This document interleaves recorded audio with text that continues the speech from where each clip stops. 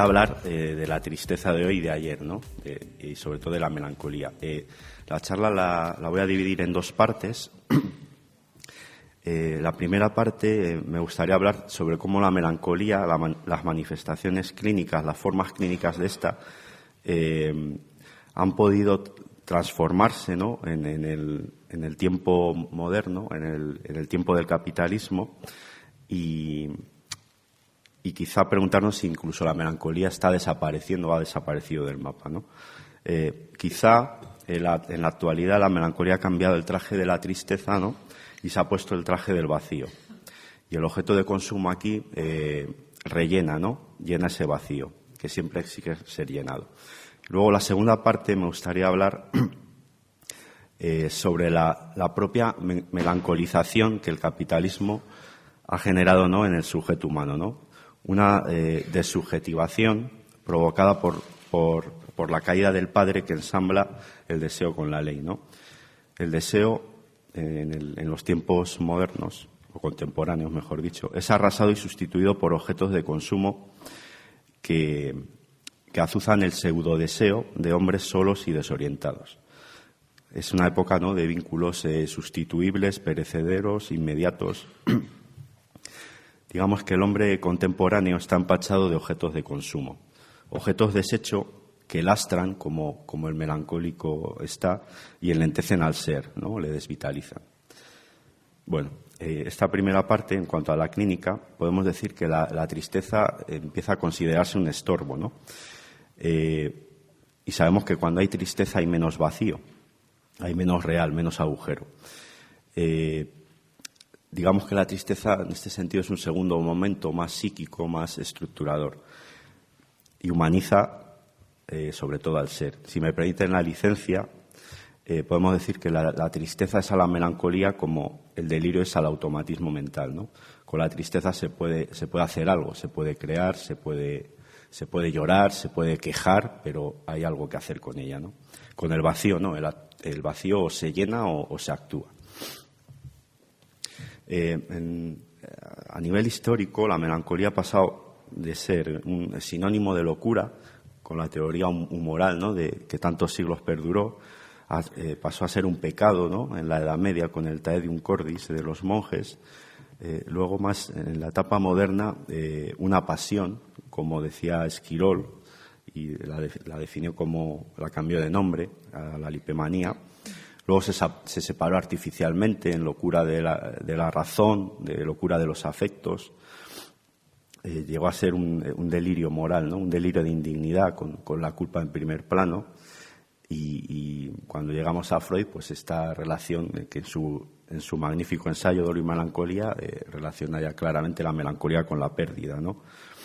Y ya en la época también moderna, cuando Kraepelin clasificó las enfermedades mentales, dio una pirueta un poco inexplicable, ¿no? Porque cuando él definió la psicosis maníaco-depresiva, metió en ese cajón a casi toda la melancolía, ¿no?, en vez de pensar que la psicosis maníaco-depresiva es una forma clínica, una manifestación de la melancolía. Y ahí empiezan un poco los problemas de cuando en la época moderna se empieza a clasificar la depresión y bueno, toda esa herencia de Kraepelin, ¿no?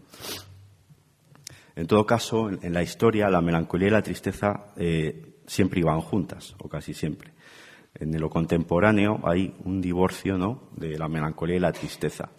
Y quizá la melancolía se ha acostado con el vacío y lo más banal de los tiempos actuales. Si no, ha desaparecido, que también habría que preguntarse. Bueno, voy a hablar de las generaciones, que este es el tema un poco así que me gusta, vamos, y quería hablar. Quería que esta parte la pensaseis como un poco metafórica, desde una visión más histórica, social, no tan clínica, ¿no? La melancolía hay que buscarla en la historia del sujeto, pero esto nos hace entender un poco la esencia, ¿no?, de la melancolía. En la generación de nuestros abuelos, la melancolía adquirió, bueno, es un poco artificial, pero bueno, esta forma clínica de la que hablaba, ¿no? Esos accesos de tristeza y pena alternados con periodos sin síntomas y a veces accesos de manía, ¿no? Es la forma clásica de la psicosis maníaco-depresiva. Nuestros mayores, los maestros psiquiatras, pues todavía hablaban de esta forma que ahora se llama trastorno bipolar, que sabe definir mucho menos que la psicosis maníaco-depresiva. Describe mucho mejor lo que quiere decir la psicosis maníaco-depresiva, quiero decir. Digamos que esa forma de nuestros abuelos, por poner ahí una generación, habría que preguntarse si esa forma se quedó en los pueblos o en la memoria nostálgica de las gentes del campo, ¿no? Esa tristeza pudo representar el éxodo a la ciudad de los 50, a lo urbano, y esa pérdida, digamos, de nuestros orígenes, ¿no? Y otra pregunta interesante es si nuestros abuelos pudieron hacer ese duelo, ¿no? Porque sabemos que los cambios históricos, económicos y sociales son mucho más rápidos que los cambios mentales, ¿no? Que necesitan varias generaciones para poder elaborar psíquicamente estos cambios, ¿no? Si nuestros abuelos pudieron tirar en parte de la tristeza para poder hacer ese duelo, para vivir ese gran trauma, ¿no?, del éxodo, añadido, bueno, ya veremos a una guerra civil, una larga posguerra y dictadura, los nietos se distanciaron tanto de este mundo extraño de lo rural que parece como un tiempo prehistórico, ¿no?, y lejano. Como defiende Seriet Tisserand, lo que no se puede pensar se actúa o se encarna a través de la transmisión psíquica de las generaciones, a través de la herencia. Nuestros abuelos hicieron un duelo silencioso y sin elaborar, y ya sabemos que cuanto menos duelo hay, más melancolía. ¿Por qué? Porque había algo indecible que había que ocultar por vergüenza o culpa. No olvidemos que nuestros abuelos vivieron un periodo oscuro de nuestra historia, con, como decía, la guerra civil, la larga posguerra y la dictadura, llena de traumas y de indignidad. La segunda generación, digamos que ya no es que no pudiera decir, ¿no?, eso que se sabía pero se silenciaba, sino que no se podía nombrar, aunque se podía presentir, ¿no?, eso traumático. Y en la tercera generación, los nietos y bisnietos expresan su malestar sin tristeza, digamos con formas clínicas más banales, más deshumanizadas, menos psíquicas, ¿no? Y la melancolía en los tiempos modernos, esto lo digo yo, se pone el disfraz de lo psicosomático en el cuerpo, quizá, y lo adictivo en lo conductual, ¿no? Como decía ayer Daniel, con el trastorno límite como paradigma de esa inconcreción y de esa inconsistencia, ¿no? Se olvida la melancolía con desprecio y es signo de hombres débiles y antiguos. Y se asiste a una banalización de la melancolía. Digamos que la melancolía de nuestros días no es digna de llevar ese nombre, ¿no? La modernidad, digamos que entrampó a la segunda y tercera generación. Y no hubo un duelo entre ese tiempo de lo rural y el tiempo de lo urbano, ¿no? Los abuelos fueron arrancados del pueblo y a los nietos se les silenció su historia. Les dejaron un agujero mudo y les hicieron creer que bastaba con silenciar, olvidar y gozar en una primavera alegre, renacida tras la oscuridad de las sotanas y los sables. La modernidad quiso olvidarse de hacer un duro duelo por lo vivido por nuestros abuelos. Se miró para otro lado sin pedir perdón, sin reconciliarse, sin hablar de lo que pasó. Unas generaciones con la cabeza en el pueblo y el cuerpo en la ciudad. A partir de los 80, ser moderno y drogarse eran sinónimo. Y la heroína hizo estragos en las capas humildes de la sociedad. Los hombres y mujeres del campo se fueron a la fábrica y el desarraigo, a veces forzado, llenó de melancolía sus almas. El modelo patriarcal, que es el habitual de la familia rural y de provincias, que nos atraviesa a todos, aunque seamos modernos, está aún poderosamente arraigado en la mente de los países más rurales y pobres, como lo es España. Un modelo que facilita cierta endogamia, una lealtad a lo familiar y una gran dificultad para salir del lugar asignado, ¿no?, del lugar de salir a lo social, ¿no? Las separaciones y las partidas del núcleo familiar son duelos difíciles de tramitar.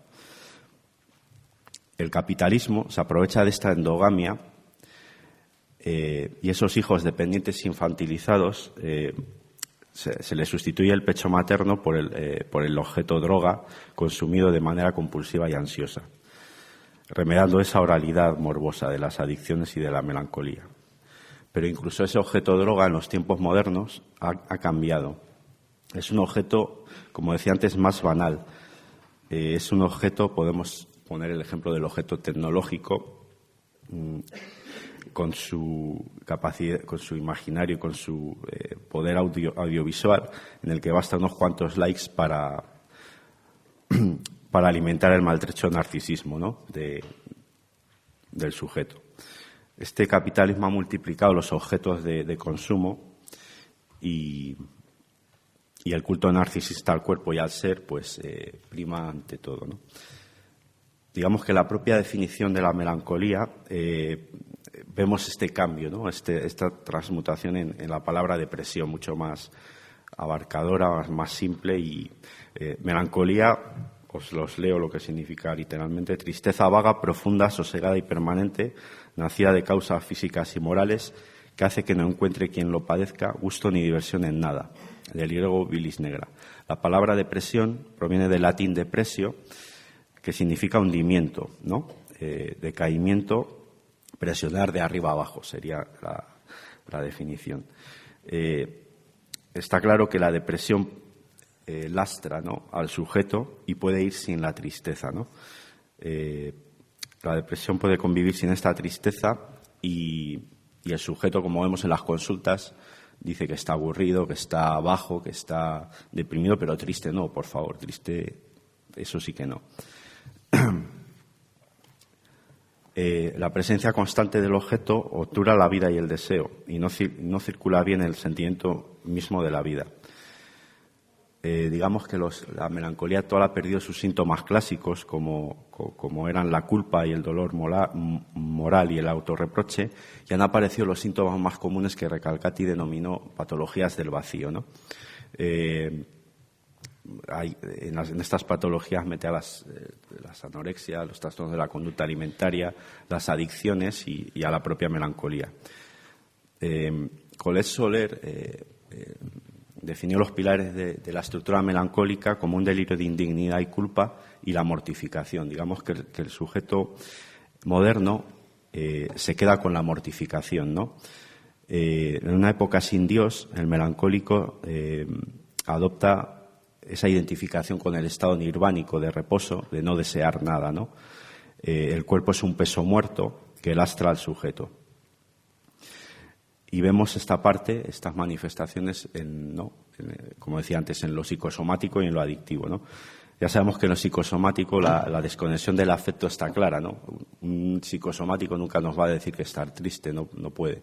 Va a decir que le duele la cabeza o tiene una úlcera de estómago, ¿no? Y las patologías occidentales, ¿no?, como la obesidad, las cardiopatías, la hipertensión, marca ese cuerpo y ese exceso, ¿no?, del objeto de consumo. Luego la adicción, como dice Víctor Corman, en una frase muy bonita, es el sujeto quien captura al objeto droga con un mecanismo de envoltura y la sombra del sujeto cae sobre la droga.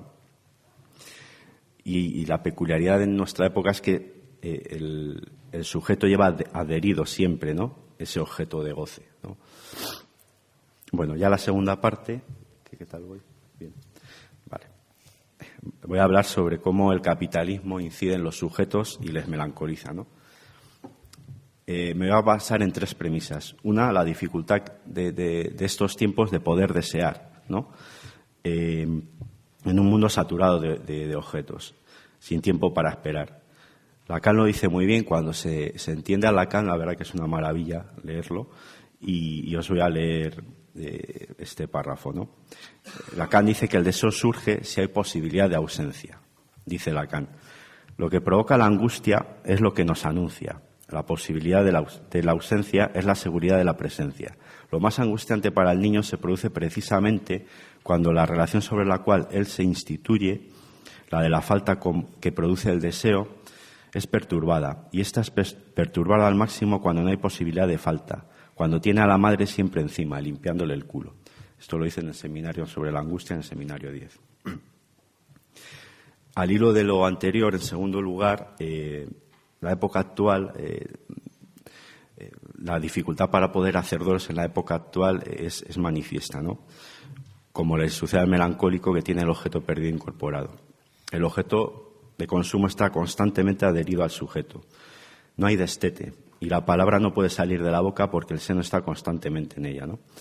El lenguaje sabemos que permite el duelo y el duelo elabora simbólicamente la pérdida. Pero si el objeto está siempre presente, pues no hay duelo posible, ¿no? Recalcati hizo un seminario en Madrid hace 2 semanas también sobre la melancolía y decía 2 cosas interesantes. Que en los tiempos actuales había 2 metamorfosis, ¿no? La primera es la transformación de la falta y el deseo como expresión de esa falta en vacío. Y el vacío siempre exige ser llenado, ¿no? Y la segunda transformación importante es la del otro con mayúsculas en objeto, ¿no? En objeto de goce. La tercera premisa tiene que ver con la dificultad que tiene el sujeto de salir de la trampa capitalista, que también nos atraviesa a todos, por mucho que llevemos camisetas modernas y que denuncian cosas contra el capitalismo, pero nos atraviesa y todos vemos de él, ¿no? ¿Por qué? Porque apela a algo muy importante, que es al narcisismo, ¿no? A la omnipotencia del sujeto. El capitalismo nos dice, tú puedes, ¿no? Y tiene la capacidad de fracturar la identidad del sujeto. Chulhan decía que esa dicotomía antigua del amo y el esclavo, el sujeto moderno la ha incorporado, ¿no? Y el amo interior dice al esclavo interior que tú puedes, ¿no? Pero lo que ha hecho el capitalismo, había que pensar, porque causa entre un poco de pavor y también cierta angustia, es lo que ha hecho con los pobres, ¿no? Sin ir más lejos, los tiempos de nuestros abuelos, digamos que la identidad estaba bien definida. Había un sentimiento de pertenencia muy marcado, ¿no? Yo soy pobre, yo soy rico, yo soy patrón, yo soy obrero, sé mis orígenes, lucho por la justicia social, por cambiar las cosas, para que las generaciones posteriores vivan mejor. La generación actual ha perdido esa referencia y está desorientada. ¿Por qué? Porque los pobres del primer mundo no están flacos, están gordos. El capitalismo ha sabido muy, muy eficazmente amodorrar la lucha y la conciencia de clase. ¿Cómo? A los pobres vendiéndoles la mierda que el sistema produce y a los menos pobres les aburguesa, ¿no? Y les hace vivir como ricos. Viajan como ricos, pero en low cost. Comen como ricos, pero en gastrobares. Son jefes de sí mismos, ganando 100 veces menos que el consejero delegado. Un sistema muy eficaz. Y todo hecho, por supuesto, para gozar. Porque gozar es mucho más fácil que ser responsable y pensar. Y decir con el estómago lleno es difícil. Esa disgregación de la identidad descoloca al sujeto, le deja sin referencias y se aferra al tener como mal sustituto, desterrando el deseo propio y haciendo real ese imaginario del capitalismo, ¿no? Que ha publicitado eficazmente. Puedes desear todo lo que puedas consumir, ¿no? Y la angustia, por supuesto, y la tristeza te las quitamos con pastillas. Como dice Antonio Ceverino, muy bien, la melancolía es la psicosis más ordinaria, ¿no? Porque en periodos normales se mimetiza muy bien con la normalidad. Y el modelo capitalista, bueno, o al melancólico le viene muy bien, ¿no? Porque cumplen a rajatabla eso ya impuesto, ¿no? Un deseo ya impuesto. Y además el melancólico se lleva muy bien con el deber, así que si tienes que trabajar 20 horas por un sueldo indigno, pues lo haces. Es como la vida operatoria del psicosomático, ¿no? El melancólico se robotiza así como un muerto en vida. Y el capitalismo ha sabido aprovechar esa mentalidad infantil y endogámica del sujeto porque que no ha sufrido una verdadera separación de ese seno de la tradición que decía antes, ¿no? La sociedad no se ha hecho adulta y no ha habido revolución. No, la gente no desea por sí misma. La clase política, el matrimonio con el sistema, prefiere prescindir de la filosofía y de la historia. hombres modernos y acéfalos, mamá mercado y papá Estado, siempre presentes, alimentando el narcisismo caprichoso de soberbios adultos niños. Vale, 5 minutos. Iba a hablar del amor, que en las jornadas de la en Madrid, pero bueno, simplemente decir que hace 2-3 semanas que hubo unas jornadas del amor y hablábamos un poco de este tema, ¿no?